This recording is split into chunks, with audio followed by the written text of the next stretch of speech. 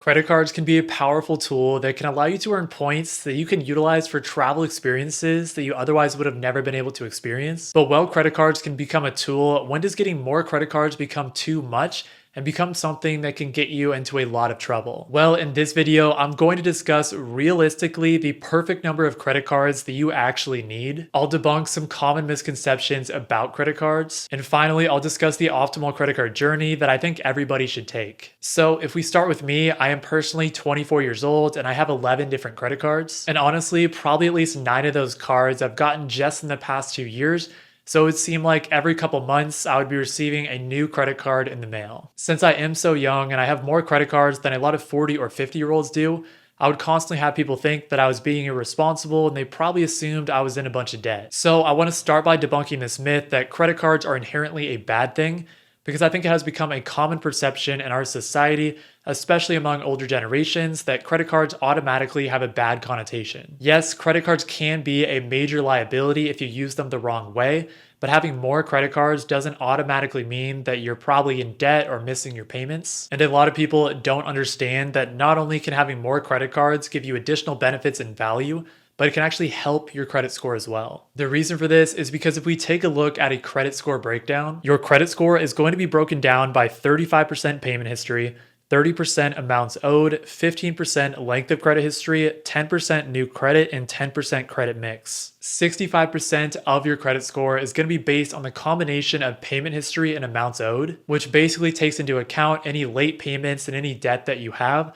which is a huge reason that it's recommended to keep your credit utilization as low as possible. But this is also why I preach on my channel that the number one best thing that you can do for your credit score is to consistently make on-time payments. Because if you do that, then you're gonna have a strong track record in terms of payment history, and you'll also keep yourself out of credit card debt, which are important factors in terms of increasing your credit score. Additionally, another part of your credit score that I wanted to touch on is 15% of your credit score being broken down by the length of your credit history. The length of your credit history is pretty straightforward, but essentially the longer your credit history, the more of a positive impact to your credit score. So the widespread misconception that having too many credit cards is a bad thing and means you're irresponsible is simply not true, because opening credit cards at a young age and then keeping them open for a long time will increase the length of your credit history, which will actually have a positive impact to your credit score long term. Additionally, having more credit cards can positively impact 30% of your credit score, so amounts owed, or in other words, credit utilization. Credit utilization is basically the ratio of the credit that you use in comparison to the total credit that is available to you. As an example, let's say that you had a total credit limit of $30,000 and you spent $6,000 across all of your credit cards per month. Well, this would give you a credit utilization of 20%, which is good, but it's not the best. But let's say that you were able to add some more credit cards to your setup,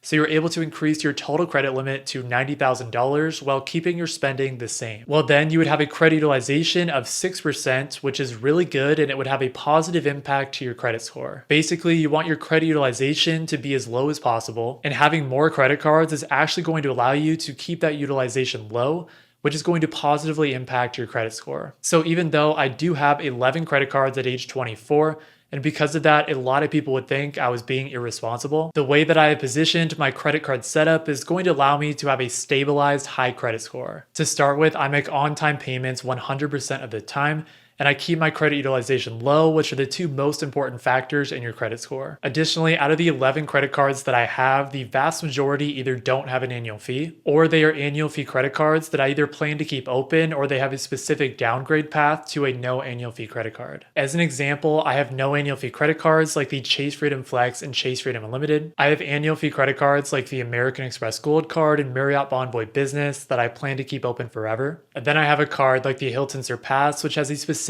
downgrade path option to the no annual fee Hilton Honors. So since the vast majority of my credit cards are credit cards that I don't plan on canceling, my setup is going to work really well for increasing the length of my credit history, which is going to positively increase my credit score long term. So I hope you understand now why having more credit cards isn't inherently a bad thing, and in some cases can actually be helpful. But how many credit cards do you realistically need? Well, I don't think there's a universal perfect number of credit cards that everybody should have, and it definitely differs from person to person, but I do have some important factors and strategies that I'm going to share with you that I think are going to help you form what the perfect number of credit cards are for your own individual situation. First of all, like I discussed earlier, the biggest impact to your credit score is going to be your payment history. So you need to make sure that regardless of how many credit cards that you have, that you are able to consistently pay them off every single month. Secondly, another important factor that is going to influence how many credit cards you should have is going to be based on what your spending habits are. Basically, most people spend a significant amount of money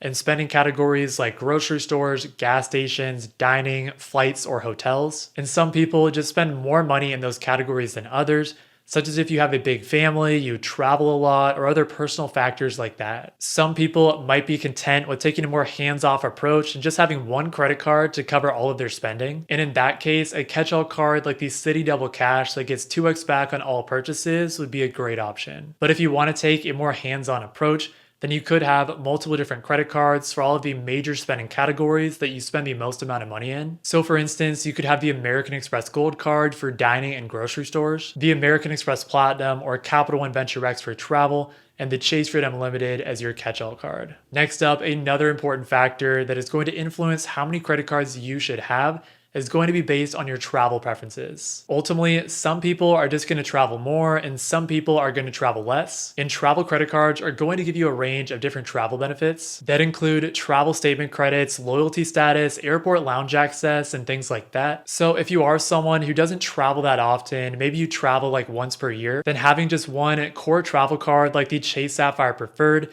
for that occasional travel redemption is probably going to be sufficient. But if you are someone who travels frequently for personal or business reasons, then over time you probably start to develop loyalty to specific travel brands, and you really start to appreciate benefits that come from things like elevated status and airport lounge access. So if you travel often, then having multiple travel cards, so broad travel cards like the Chase Sapphire Reserve or Amex Platinum, as well as brand-specific hotel or airline cards like the Hilton Aspire, can make a lot of sense for you. Overall, you just want to make sure that the annual fees that you are paying are reasonable in relation to the benefits that you are getting. And the perfect number of credit cards for you is going to be the amount of credit cards that you can handle. And it's going to be based on several different factors like your travel and spending preferences. Personally, I take a more hands-on approach, so I don't mind having to manage different annual fees and benefits to make sure that I'm getting value. And I've been able to go on trips and stay at nicer hotels than I ever thought was possible because of credit card points. And so I'm at 11 credit cards right now, but honestly, I think my perfect number is going to be higher than this, as I still plan to get some higher tier travel cards like the Amex Platinum and Hilton Aspire in the future. At this point, I do have pretty good coverage with my credit cards across my main spending categories, but travel is a huge priority for me and I want to travel a lot more in the future. So I'm still going to be building out my travel card setup that is going to allow me to have those elevated travel experiences. But enough about me, here's what I think your optimal credit card journey should look like. As we talked about earlier, you want to make sure that you're only getting credit cards that you know you can consistently make on-time payments for. And I think it's going to be really important to start off your credit card journey by prioritizing no annual fee credit cards, because these cards will have no downsides, so you can keep them open forever and increase the length of your credit history. Then the next step is going to be to take a look at your own travel and spending preferences and add credit cards to your setup based on what spending categories you spend the most amount of money in and how often that you travel. But even though I have 11 credit cards myself, you don't necessarily need that many, so go watch this video next where I break down the only 7 credit cards that you need for 2024. Thank you all so much for watching this video, and I hope you all have a great rest of your day. Peace.